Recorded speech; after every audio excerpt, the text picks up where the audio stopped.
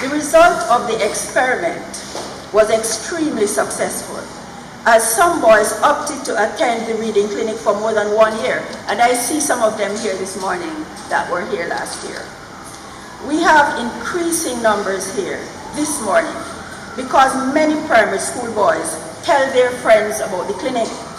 Some boys who were unable to read when they entered are now lectors in their church.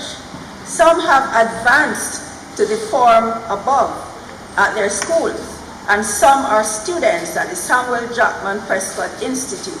What does this tell us? What does this tell us, parents? All boys are able to master the art of reading.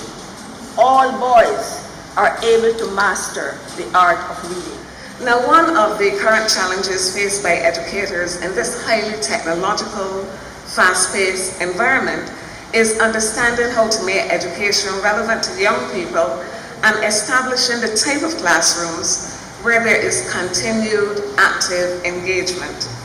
Now, in order for that to happen, we educators have to ensure that there are reciprocal relationships where we learn from our students just as well as they expect to learn from us. In my life as an educator, some of the best ideas I've ever had came from students in the classroom.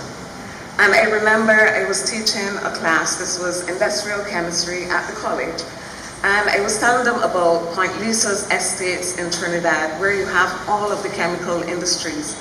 They manufacture liquid nitrogen, they manufacture the industrial gases and so on. And one of the students in the class said, "Ma'am, why don't we just go there?" And I thought, that's a good idea, why don't we just go there? So for the next 2 years, we organized trips for the entire chemistry class, 40 plus, 50 plus students, to go down to Trinidad and to study what was happening in the industries at Point Lisa's industrial estates. And just to give another example, I was teaching a first form 1 year at Queen's College, and I was telling them about the differences between solids, liquids, and gases. Now, how many of you young men have ever heard of solids, liquids, and gases? There you go.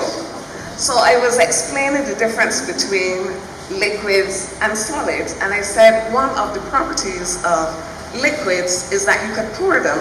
You could pour water, right? Good. And one of the properties of solids is that you can't pour them. So one intelligent student put his hand up and he said, "Ma'am, what about flour?" And I was like, oh dear. Because you can pour flour. So then you go back to the drawing board and you say, okay, flour is a solid, but it can be poured because it's made up of these fine particles. But those ideas came from students in the classroom.